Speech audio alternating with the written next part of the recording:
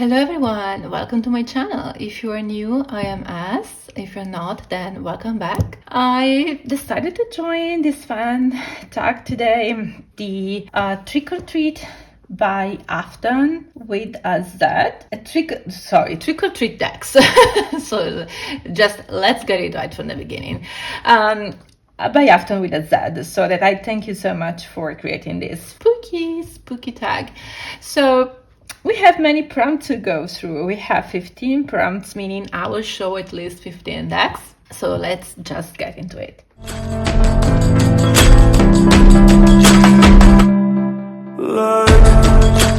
First prompt for this spooky tag is the trick. Show a deck that always seems a bit mischievous. And I've chosen for this one, this is not a new one, it's the Tarot of the Droning World. I don't have exactly like what I would call spooky decks, so what you won't see in this video is decks that have just a straightforward Halloween theme or something. So I'm just picking something that has, the vibe of the prompt. So I think this one really keeps the balance between that intuitive, reflective, but also a bit playful autumn essence, so it's surreal. It's a very philosophical deck. It's based on the Marseille tradition. The guidebook that comes with this one is where you got the philosophy from. I feel that this one never really gives you a straight answer. It feels more like it's testing you into looking deeper, like he knows something maybe you don't. So this is the idea. And it's a bit, I don't want to say detached, but it's a bit mad. You can see it's a bit crazy, so you get that sense of there's something crazy going on, Yeah, it's detached in a sort of way. Doesn't mean indifferent, so it really gives me very nice straight answers. And also would say in a way that is strangely addictive. And then we have also pumpkins, so perfect for the spooky season. So this has always been a spooky deck without being, a straightforward like spooky deck. Like, as I was saying, you won't see in this video any deck that has like an Halloween theme. Like, I don't have the Halloween tarot, there are many Halloween tarot decks, so nothing like this, but I get the sense from this deck, and it carries a trickster energy for me. It turns a question also upside down and reveals truth from inversion. So also in the guidebook, what I mean is you get also reverse meanings, or you can also, even if you pull, the card upright, you can still use that for, to investigate like the shadow meaning of the card that you have pulled. So yes, this one has definitely the trickster vibe for me. This is the Tarot of the Droning World. Such a huge favorite, by the way. It has been in my top 10 for so long. I think it still is. I don't know. I will have to update also that list. Now, the second prompt is the treat, the deck you gorge on once a year. Yes, there is a specific deck, even though I said I don't have specific spooky Halloweenish, decks. There is one I tend to pull out always during this season because this deck gives me specifically the vibe of Halloween, so. And I'm talking about my Falling card tarot. This one is an independent one. It's still available because the creator I saw some time ago, she's still selling this one on her Etsy shop. A little warning, this one is very peculiar. I don't know, I'm drawn to it because it's so strange, it's so unique, and it's all hand painted, but if you are not really into hollow eyes, and this kind of things can be a little bit triggering, but we have seen pretty much everything with tarot. So it comes with this, you can see it's also not even, so the pages seems to be hand cut, I really like the feel. And every card comes with a few handful, keywords. I want to show you the backs because I think these are the most spooky backs I have. Definitely is like, it gives me like this spooky Halloween witchy vibe. So I love these backs. Actually, the backs is what really also called me, when I saw this one. Even the cards are not even. So this one is the treat. It is the deck I pull out during this season. This is one of those really unique, strange, but also rare, indulgent decks. You don't use it often, but when you do, it's a feast, and it is a unique experience. It's something different from the usual experience with a tarot deck, just because it's so unique. It is also very artistic, so every image has been hand painted, as I was saying, so it feels like a little art exhibition. Oh, I haven't said the name maybe of the creator, but you could see it on the bag maybe. Sorry, this is Jenny McLaughlin, I think it's pronounced, yes, and you can find her also on Instagram. I follow her actually on Instagram. Is emotionally rich, is slightly unsettling. Also sometimes what you see here is not straightforward, so you have to investigate a bit. But what I get personally from this one, even, I wasn't intentionally looking for a shadow deck when I got it. This one, I think this one tends to read shadowy, meaning it tends to highlight the negative of the card and also to highlight more like blockages, subtle hidden influences, rather than giving you a straightforward answer to what you're asking. Or maybe it's not that it's not comforting, but I think it really reads shadowy. It can be used for very introspective readings, and as I was saying, I don't use it often, but maybe just once or twice a year is not much, but it has a purpose in my collection and it works perfectly for that, so I'm fine with it. As you can see, it's very peculiar. It has a little bit of this playful vibe too, but it definitely reads shadowy for me. I don't know if if I'm saying it correctly. It reads like it reads the shadow, the shadow sides of the cards and the shadow side of the meanings. Yes, I remember, for example, when during a reading I pulled, I think it was this one actually, the Hierophant, and when it came up for me in that kind of reading, it had a meaning that it's tied to a Hierophant, but since we see like a television here with this kind of spiral, this for me, I don't know, I got the message very intuitively. It's not based on the guidebook, that I had to pay attention to the influences that came from media, for example, and then external sources, or other sources that wanted to impose themselves in my life. And so that's what I mean, when I say that this deck is also brings like a warning. It tends to highlight those subtle energies. It is visually different from from anything else I have. So this one is definitely, the deck I pull once a year. It has this spooky vibe without being specifically a spooky or Halloweenish deck, but this is it, the Falling Card Tarot by Jenny McLaughlin for my second prompt. Now for the bat. A deck that flies over your head, meaning a deck that maybe I'm not fully clicking with. And for this prompt, I have chosen a deck that I still haven't read with since I got it. I had this one, I think, in Beautiful But I Don't Connect With video. I'm talking about the Lonely Dreamer Tarot, which also brings that kind of autumn, and spooky vibe without being specifically a spooky deck, which, as I said, I don't have specific, spooky decks or Halloween themed decks. Yeah, definitely you can see this one is still in order. I haven't really gathered the courage to even shuffle this one. I don't know for what specific reason. It's just a deck that I don't reach for. I wanted it so bad. I also love the backs, but it's just a deck I feel like I could click with it during this season, definitely, and it's giving me the vibe for this season. I also love this card. These are also the backs of the first edition. This one is the second.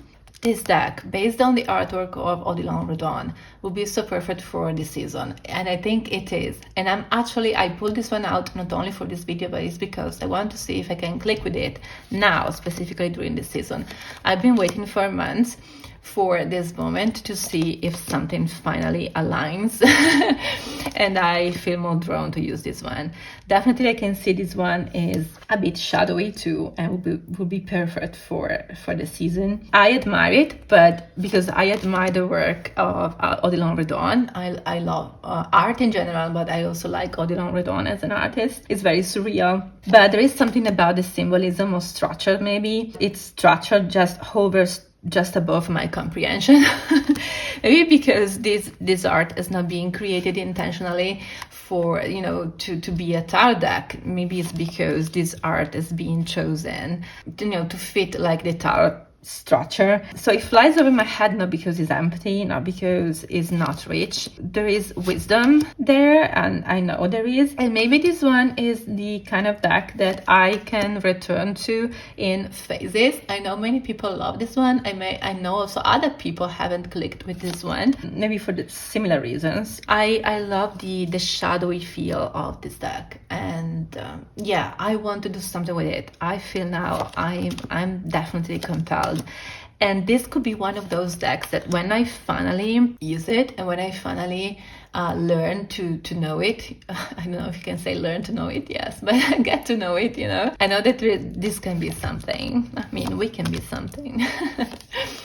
Yes, so this is my bat. Even though I think there are no bats in this deck, but this is the Lonely Dreamer Tarot for my third prompt. Now, the third prompt is the Crystal Ball, the deck that always reveals something from the mist. And talking about mist, there is one deck I could really think about. This is fairly recent in my collection. This is the Bird King Tarot. This one is based on the idea that something has happened to the world as we know it. This is a deck that depicts a post-apocalyptic world. I also have a short unboxing video here on my YouTube if you want to have a look at it when I opened the box for the first time. And this new world is now ruled by animals, and the king of these animals is obviously the Bird King, which is a figure based on Slavic folklore. And the animals rule the world, and there are just a few figures, but the few figures that walk the world are not humans, they are spirits. And there are some figures like this one, for example, who have evolved just a little bit, to be something more than spirits, but not fully human either. This one is dreamlike, and it's filled with this misty analog photography, and this one has been also edited later, using AI. But the base for this deck is analog photography, which I really like because you get this analog feel. I also show this deck in my full decks video, by the way, if I have to think about it seasonally. But this is a kind of deck for me. I've done a few readings with it that really whispers answers instead of spelling them out. So it often reveals what's behind the veil. This is a behind the veil deck for me. And it reveals also unexpected clarity out of nowhere. So how it reads for me, this is such a clear deck. Actually, I think you can do any kind of readings with this one. But obviously, when you look at it, you tend to think, okay, so this is definitely a deck that has its own mood, and I have to respect it. So I think you can ask any question to any tarot deck, but clearly this one has a specific purpose. It has also a specific way of answering, so giving you those answers. I love this Sun card. It is also a deck that is luminous in its own way. So some cards are very clear, very luminous, while others are a little bit more, misty, foggy. I really love this kind of lovely green atmosphere. And this deck is very unique. I have nothing like this in my collection, and even though it's a bit peculiar, and maybe some time ago I wouldn't have thought this was a deck I was able to gravitate around or choose. Something kept calling me, and I was so curious to have this one in my hands just because it feels so different. And so this one feels like reading through fog until something very crystalline appears. I also love this gorgeous Lovers card. So this is the Bird King Tarot. It's by Kvost plus, Lida Pavlova. Yes, for my fourth prompt. Now, for the next prompt is Spider's Web, a deck that ensnares you in the tail it spins. So, and there is a very recent deck I got, and I am talking about the Tenebrae Tarot. This one is very recent, and I cannot put this deck down. Despite its name, this deck reads so clearly, and it's also not an obscure deck for me at all. So don't be fooled by the imagery if you don't know this one, if you don't have this one. It's not, I mean, I don't want to say it's not a shadowy deck, because I see that it can work that way, especially if you rely on the imagery. But sometimes I find that decks can be surprising, and despite it is seeming, you know, a very obscure deck, maybe you are not really into this kind of photography. This is a photographic deck, and I think these are photos from the 80s, you know, so it has also this vintage feel, which I really like. But I've chosen this deck for the prompt because it just draws me in with the atmosphere that, you know, just holds you there.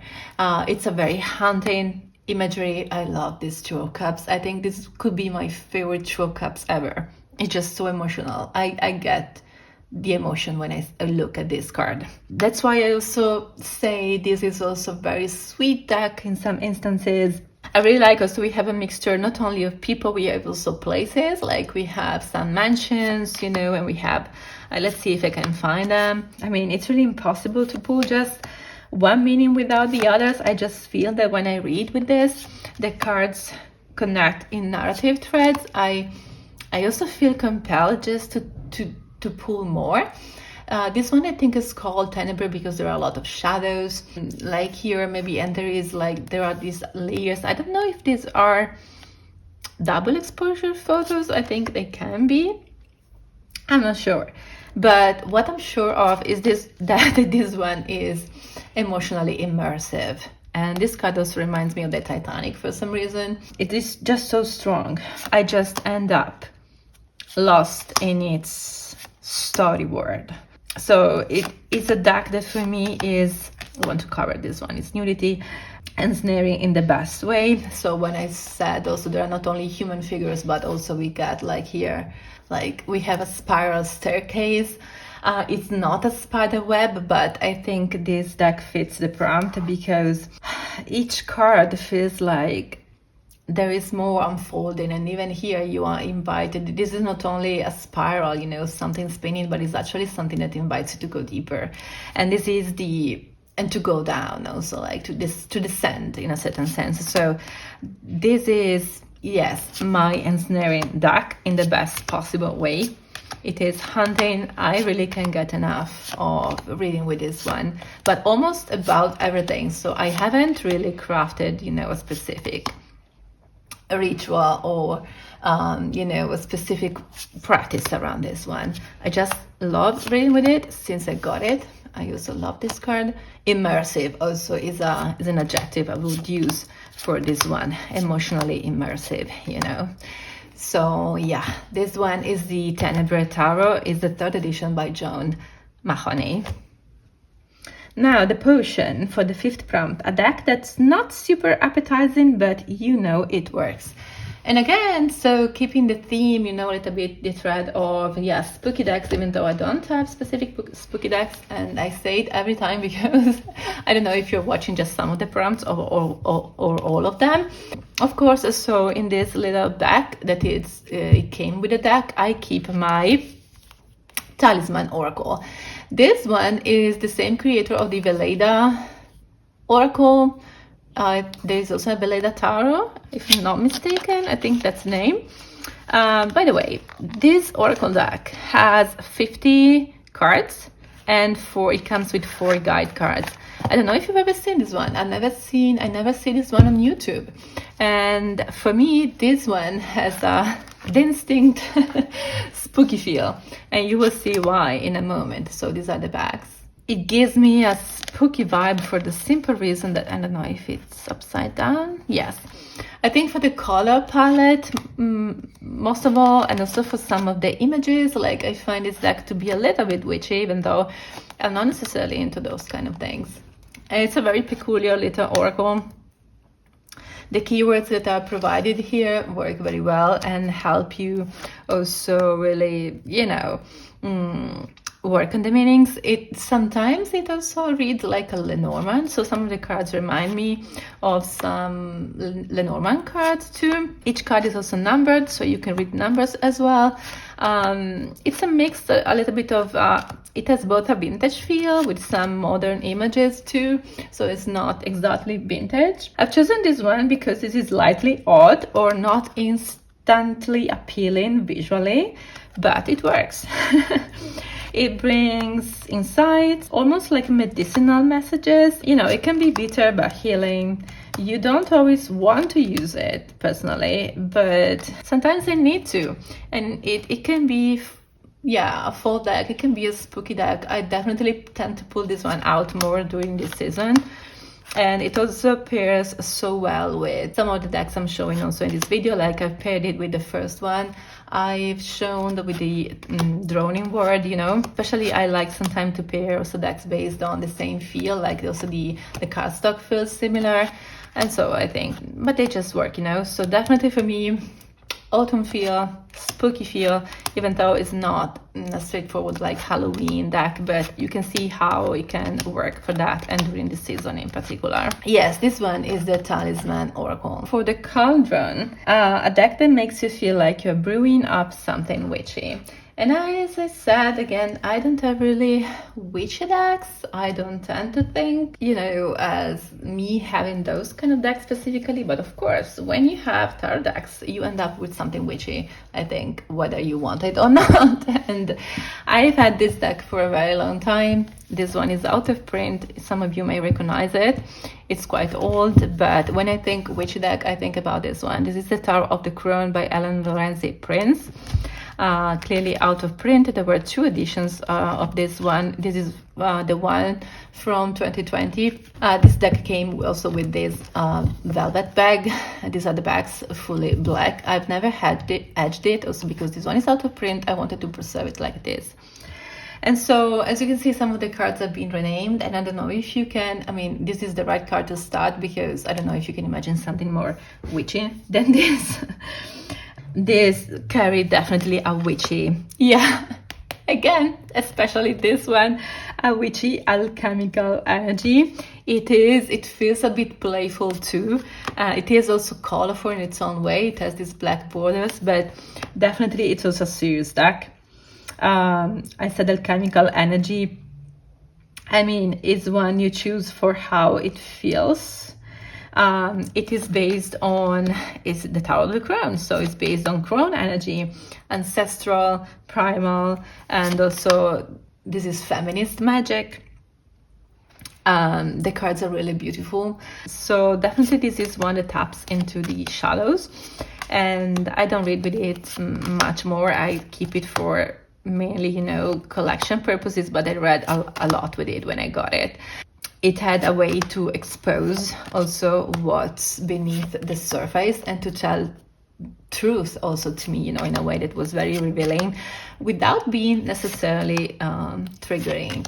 So I remember also having a very close bond with this one. You can also see how it fits, by the way, the Halloween spooky ghostly theme, because there are like these creatures and sometimes these figures also here with the moon.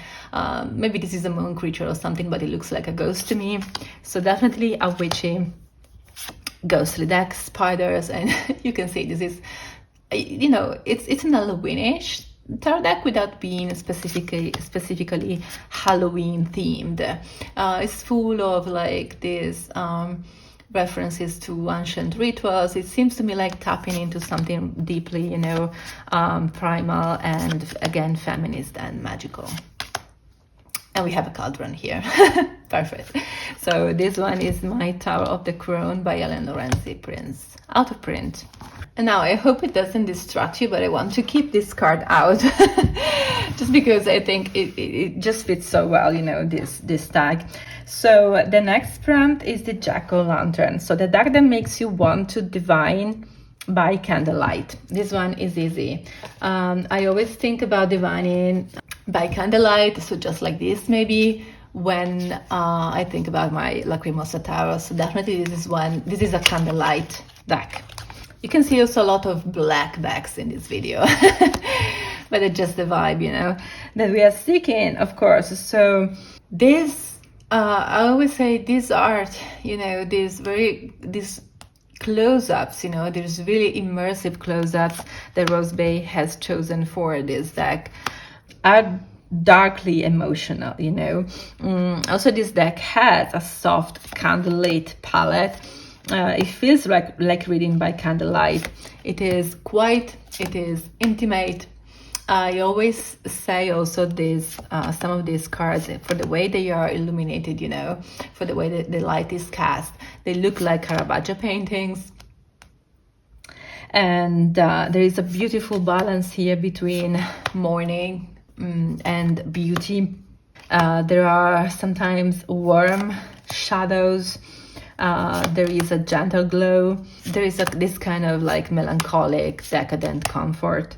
I think this one is suitable for very deep, very focused readings, not just for every day. I don't pull this one for any question. I don't pull this one for everyday readings. Still, I like to pair it for now. I use it a lot with other decks in conjunction with other decks and oracles, but I intend to craft a more intentional practice around this one. And if you have any specific also practice you'd like to share connected to how you use also the Lacrimosa Tarot, please feel free to share. I would be really interested, you know, to know how you use this one. But definitely, as you can see, the atmosphere is definitely here. This is my Jack-o'-lantern tarot. This is the Lacrimosa Tarot by Rose Bay. The next prompt is the number 9, the Black Cat, the deck that lurks around the edges of your collection. And this is one I have never shown on my channel, maybe for this reason. It's a peculiar one, it's not one that I see around normally. And I'm talking about the Regal Shadows. This is one of those dark scenery decks. I have seen other dark scenery decks around, maybe not this one being shown too much. This is my Black Cat tarot. It's another one with fine line and limited palette. Is one of those I like for these two reasons. It comes with a guidebook, which is really nice, by the way. These are the backs, beautiful, intricate. Also this style I like. I have never edged this one, even though I thought maybe I could edge it in, maybe not black, maybe some sort of gray, you know. And actually the fronts instead are in this, like, I don't know, it's yellowish again, sepia colors. This one pairs so well with the Talisman Oracle I shown before, just because of the palette. It's basically the same. I've chosen this one because this one lurks definitely in my collection. I tend to forget about it and then it reappears with perfect timing. It's a very reliable deck. I got very clear readings out of it. It's very peculiar. It has this kind of engraving feel, which I like again, with this fine line on a plain background. You can see I have many decks, I don't know, with a similar style, because I tend to gravitate towards these ones. When I saw them, I want to grab them basically and have them in my collection. This one is definitely a very peculiar one, and for me, maybe you can see why, maybe you don't see why, but it's always been also a spooky season deck without being again a specific, you know, spooky season deck. It's called the Regal Shadows, so of course it has to do with shadows, you know, and October and spooky season is also the shadow season, you know. But this one also has like a little bit of it has, you know, like sea elements, so it's a bit of a mixture between land and sea when it comes to the landscape. It is full of strange creatures. It almost, you know, looks like medieval when it comes to these creatures. It just reminds me of something a little bit medieval, you know, like those medieval representations of fantastical animals. And then we have this kind of more classical engraving feel, almost like ancient Greek or Roman statues, you know. And so definitely it's a very quirky deck. It's definitely a bit mysterious. It can feel intimidating, at least for me, not normally, especially in the beginning when I wanted to use it. It felt a little bit intimidating. Some figures like this Hierophant, for example, you see also the eyes are hollow. So I don't know, it feels, by the way, it feels familiar in its own way. I choose when to work with it, and normally when I want to work with it is because I want to hear a very, I don't know, different response. It reads differently. I want to see something different. I also like that there is a lot of architecture. It's just so intricate. I just like this. Again, very strange creatures. It's just very weird. For me, it's a spooky deck without being a spooky deck, because I don't have specific spooky decks, as I was saying, but I don't have Halloweenish decks. It's stylish and subtle, you know. This is a more subtle one. Prowling, it has prowling energy. And so definitely one that lurks in my collection. Doesn't, you know, I don't use it a ton, but it's one that I've kept consistently in my collection because it's so unique and peculiar. And actually I don't have other dark Cinewear decks. Yeah, sometimes also the imagery can be a little bit dark. That's why in the beginning it was a bit intimidating for me. It was very different from what I was used to have. This one is the Regal Shadows Tower by Dark Cinewear. The deck that casts shadows in its wake. And I have chosen 2 decks for this one. The first one I've chosen is my Heavy Iridescent. This is by La Green Witch. It's in French. Here is La Green Witch. Yes. I have it here. It comes with a little guidebook.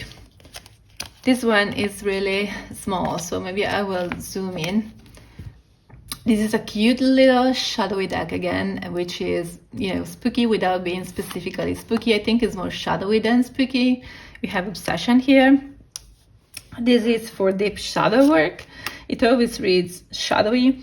It's for, you know, to unearth what's buried, you know, in your subconscious. It's a deck that thrives also in quiet, introspective moments, I guess. It has its own emotional complexity and psychological depth.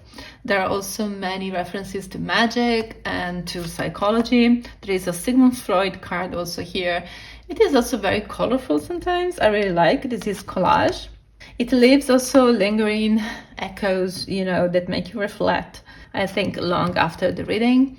You can journal with this one because it's so peculiar. And here we have Sigmund Freud with the descent. It's also a little bit, you know, not only shadowy like this one. We have the pose. Yeah, I got this card many times, like just take a pose, take a break, you know. I really like this one. It's not like shadowy in the sense that it's intimidating, but it has that kind of invitation, you know, yes, to introspection, to reflection, also to analyze, maybe to highlight maybe some, toxic elements, obsessions, you know, the way also we behave, also maybe in relationships. So it can be, I've also used this one for sometimes, you know, for some clients for relationship readings. And here we have a bat, finally. I think I will keep this card here just to contribute to the spooky, you know, atmosphere of this video. Yeah, this one basically is telling you maybe to pull other cards, you know, other tarot cards to expand the meaning. I normally also pull tarot cards to expand on this one. So this one is the first one I wanted to show you, and this one is the Reclaim Oracle. Also, I want to show it because in this video, because I think it really matches the aesthetic of this video. Overall, we have a lot of decks that are shadowy, a lot of decks with black backs or edges, and just also aesthetically, I think it just matches, you know. It's just suitable for this kind of video beyond, you know, the other reasons. So I've chosen this one because this one is a deck that obviously confronts hidden truths, and the moon represents what's hidden, right? So with a gentle, I have to say, but very piercing insight. It's perfect for silent contemplation and self-inquiry too. I love also the black, aesthetically the black and pink palette. So this one is made to guide you through emotional layers and complex feelings. If you know this creator, she is the same of the Lilifer Tarot, which I don't have anymore. I've rehomed that one, but I keep seeing it in videos and now I'm wondering if I want it back. I think I had an edition also with the bad cardstock. I think it was an original one, but I don't know. I have doubts now about it, and mostly because I really struggled to connect with the Lilifer Tarot. I also struggled a little bit to connect with this one in the beginning, but this one is one I certainly want to keep. It's such a unique oracle. The messages resonate, not always, but sometimes I have to wonder and inquire why a certain feeling, a certain card that indicates a certain feeling is showing up for me. Other times it has been so precise, so it's definitely a little bit like oscillating between nailing the spot for me and then doing something I don't always understand. That's why I don't reach for this one all the time. It is mysterious also in its own ways. I really like, by the way, the depictions and the keywords on these cards, and I find them very unique. So definitely this one is a keep. There's no way I'm letting go of this one. There are many versions of it. I think this one is the third edition. Yes, it's the one that comes with 90 cards, and I really also enjoy that, you know, so to have many cards. There's just a lot to work on here. And I think I may reach for this one more. I've pulled this one out not only for the video, but also it sits on my desk now. It's been 2 days because I want to work with it and pair it also with some decks that I got recently, also with the Tenebro Tarot and others. So yeah, this one is the Reclaim Oracle, third edition. Now we have the Broomstick, a deck that whisks you away to another place.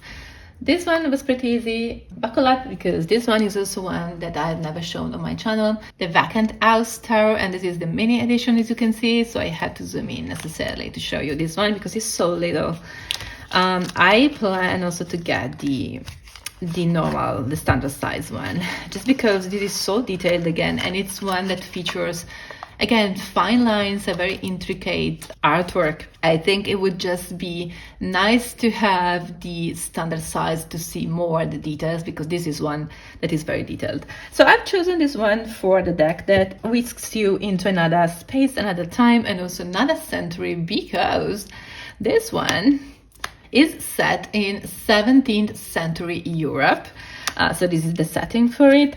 And the story of the Vacant House Tarot actually unfolds in this desolate castle. So the setting here would be a castle. You can see these are rooms where lives this young, charming sorceress. There are many references also to childhood indeed, as you can see. So these are all pencil drawings, very detailed, very rich. This is such a unique deck, and again, for its uniqueness, but also it's so weird, I tend to associate it with the spooky season again, without it being necessarily a spooky deck. But it's a deck that brings you back to the past, to, you know, a past century, to another time definitely, and to another space. And the castle is one of the typical Gothic settings, you know, as also in literature. Think about the Castle of Otranto, for example, such a classic of Gothic literature. I've studied literature, you know, I also have a PhD in literature, so I like to just think about also those references. So definitely this is a Gothic setting, and again, it is a deck that gives me this spooky vibe, and it feels like entering a forgotten mansion, you know, or painting, with all these childhood elements, also the toys, you know, and it brings like this kind of weird and immersive feel. It transports you instantly. So it definitely gives you also this kind of where am I energy, and that's the magic of it. I like it because it's Gothic, it's eerie. There is just this creative cauldron of decay and rebirth. So you feel like you are stirring something transformative when you read with them. Obviously, it's not easy to read with them in the sense that they are so little that for the main part, I tend to keep this one for collection purposes. I got this one secondhand. I'm really happy to have it. I would love to get, as I was saying, the standard edition, and I plan to get it actually. And it would be perfect also for the season, because this is the season I feel more drawn to use this one. And it's the first time I show this one on my channel, so just enjoy. I hope you like it. Yeah, this is the, oh, these are the bags. Yes. This is the Vacant House Mini. Now, the 12th prompt, we have the spellbook, the deck with the most enchanting guidebook. I'm a little bit, I think I'm cheating here, because actually I haven't the guidebook for this one, but this one is the Terra Volatile, and as I said, I'm cheating because I don't have the guidebook. Every day I tell myself I have to buy it. I just have to buy it because I know that this tarot deck goes hand in hand with its book. I know because everyone talks about it. The guidebook is like, it really dives into the symbolism of the cards, and it's also very in-depth as far as I see. I want to get it. It's just that this one is the additional suit, actually, maybe, or I don't know. This one is the 4th edition. So I know that the guidebook really delves into the deeper symbolism of the cards, and the reason why I think I haven't got it still is because I don't really have time now to do the kind of deep study I want to do with this one. In its own way, this deck also is one that gives me the spooky vibe without being a spooky deck, but it's just something so decadent in the images and sometimes a little bit creepy that I think is just a deck for this season. It is also a very alchemical deck. It looks like it has also very rich layered symbolism connected to that. And so I also read with it now without a guidebook, because I know that that kind of study is very deep. And reading with it would feel like also studying the guidebook. And so probably the deck would also reveal more as I read. With the guidebook, I feel like it can be a little bit intimidating because it has this endless learning potential, and maybe I'm not just ready at this time, so I enjoy reading with it with what I know about tarot, but I know that it will require at a certain point a deeper study. I intend to do it within the end of the year, but it's just something I intend to do, but I don't know if I will follow through. By the way, this is already a true companion, and I think being a study deck, this one is definitely also a true companion for any scholar reader type. So it's definitely a deck that invites you, to stop for a moment and to focus on a single study deck, I think, and go deeper with it. So it's not just your everyday tarot deck. Of course it is, because you can read with it every day, but just with that kind of study, So I know that many people are showing the guidebook, and I know that it's very deep, and also the entries are very long. So I'm curious, definitely to get the guidebook. I know I have to, and every day I think about it, honestly, so just bear with me. By the way, I'm a little bit cheating here because I know that this comes with a very actually, there are two versions of the guidebook, one with images, which is also very chunky, but very beautiful and colorful, and with color images, and then there is another one that is also a little bit cheaper, and I think I will get this one first, that has only the entries and no images, so you can just read, in any case, the entries without paying for the chunky color guidebook, so guidebook with color images, I mean. So this one is my Terra Volatile tarot with, I think, the spookiest bugs I've ever seen. And certainly, for sure, for me, one of the spookiest I have. So yeah, let's move on to the next prompt. We are almost done. The Vampire. A deck that's transformed your very being. These videos are fun, but they can be so long and I talk so much. So it's okay. I've chosen for this prompt actually also two decks, just to make it easier, so just to talk a little bit more. So by the way, the first deck I've chosen for the Vampire I've chosen the Glyph Sacred Symbols Oracle.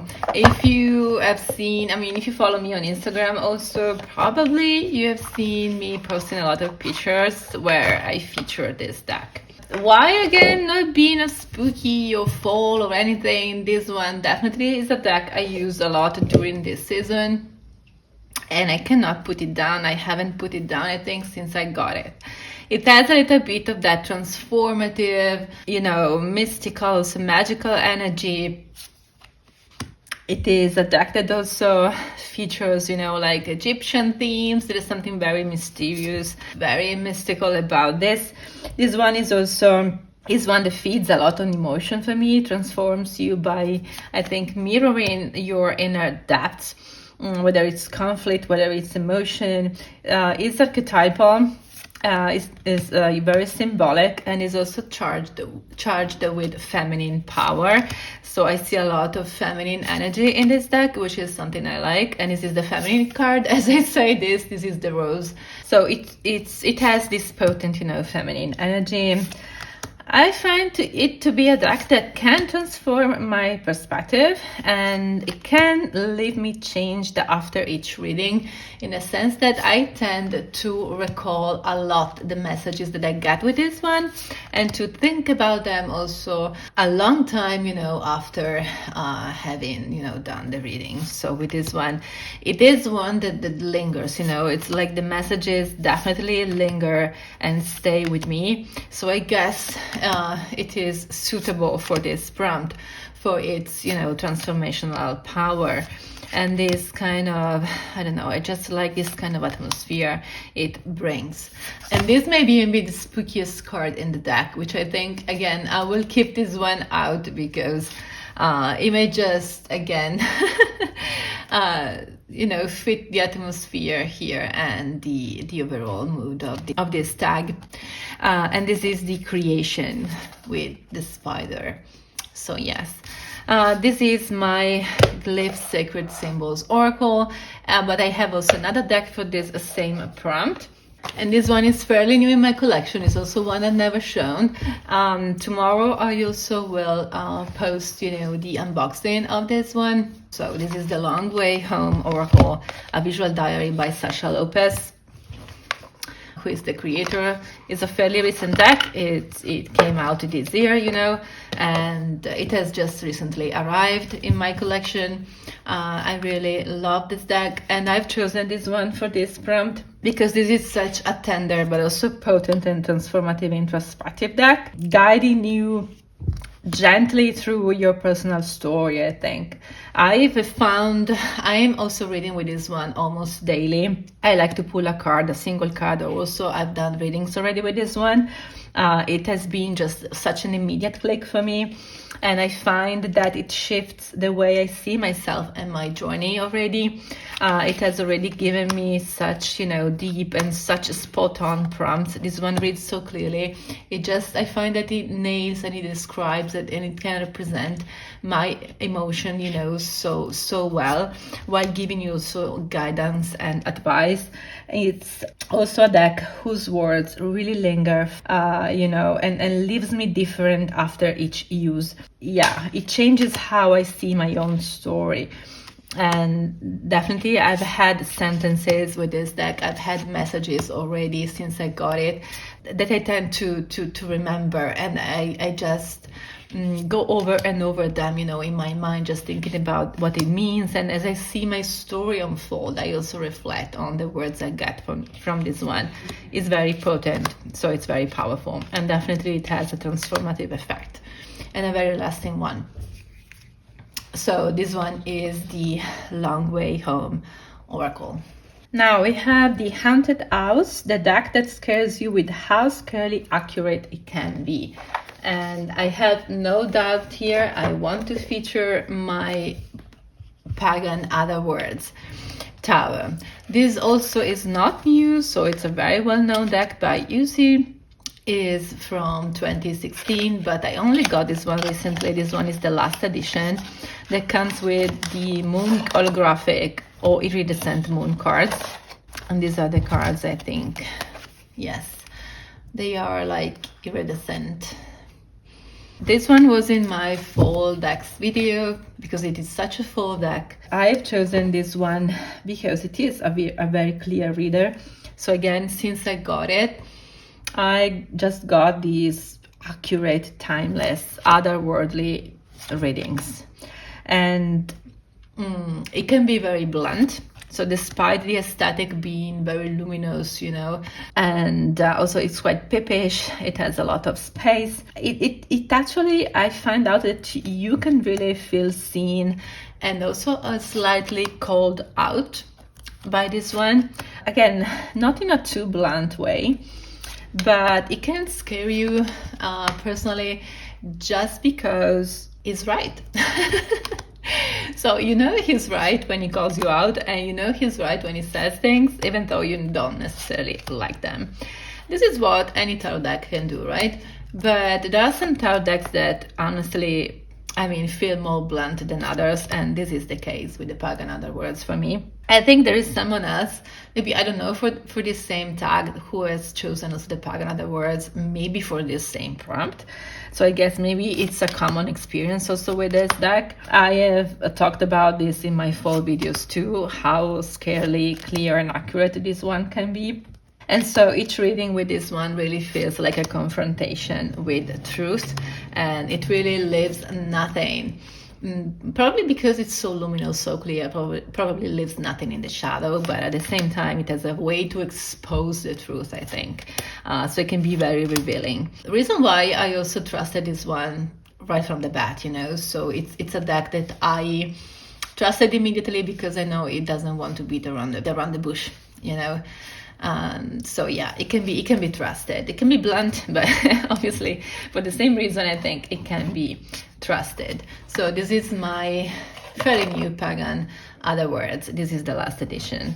Finally, the last prompt, guys. This is the Tombstone, the deck you would take with you to the grave. Actually, I could have chosen the Terra Volatile for this prompt just because of the box. So this is a tombstone like depiction for me, but actually talking about tombstones, I immediately thought about an oracle deck I have bonded so quickly lately and that I would certainly want to carry with me. I'm talking about the Death Duel Oracle. And again, this is another one that despite its name, and I know this is a favorite for many people, I finally understand why, because it has a way of getting me. It has a way of connecting with me that is not like no other. I find it to be so powerful and so deep. I wanted this one for many years. It has been around a while, but I hesitated a little bit. I know I wanted it, but I was also getting other decks. When I finally got it, by the way, I understood why I was so pulled to it, is because it has something to tell me. And so this is one I would like to take with me, and I think I will take this one with me when I travel, for example, if I have to go somewhere, if I have to go back to my own town. I think I want to have this one with me because it's so deeply intertwined with my inner world, and it had a way to, as I was saying, telling me what I really needed to hear right from the beginning. And is gentle, is liminal, and is compassionate. It speaks obviously of endings and beginnings, grief and grace, but it also has this kind of natural element that makes me also feel connected to earth. It feels earthy, it feels like home, but it is also very calm. It brings also this kind of grounded, more earthy vibe for me. So it's very calm, it's eternal, it's essential also. It's quite minimal also in some cards. It's a photographic deck, and I love photographic decks. I love photography. It definitely brings both, like here, for example, something more abstract and based maybe on color and perception rather than immediate like images that you can recognize. So it has a little bit of a mix of both. I love the way it speaks. I also love the feel of it and the cardstock, and I like the white borders with the gold foil frame. Also aesthetically, it's very pleasing as a deck. So this one is one I would bring with me to the tombstone. Maybe it's a little bit too strong, but definitely is one that feels suitable for this kind of journey, right? It's the last one. This one is called a death doula. So it is made, you know, it is thought to be a deck that accompanies you towards the threshold and possibly beyond in your last journey on Earth. It's so intense. Definitely. Feels like a Scorpio deck. Feels so intense. So this is the Death Doula Oracle for the last prompt. So guys, thank you for watching. If you've been here all this time, thank you for being here with me. Thank you, Afton with a Z, for creating this tag. These are some of the decks I've shown in this video. They bring me also this Halloweenish spooky vibe without being spooky decks. Some of these are very well known, some I've had for a very long time, some are new, some I have yet to study and discover, and I want to dive deeper into them. But what they have in common is that this is a set of decks that are very transformational for me, and they bring a very, very mysterious but also very layered, introspective, sometimes liminal vibe or energy. I really hope you enjoyed this, and if you like this kind of videos, if you want to see more, please support my channel, subscribe, like and comment to this video. Really appreciate your interaction. I really appreciate when you push the notification button, you know, and just keep following me if you enjoy this. So thank you so much again. I really hope to see you soon in another video. Bye bye.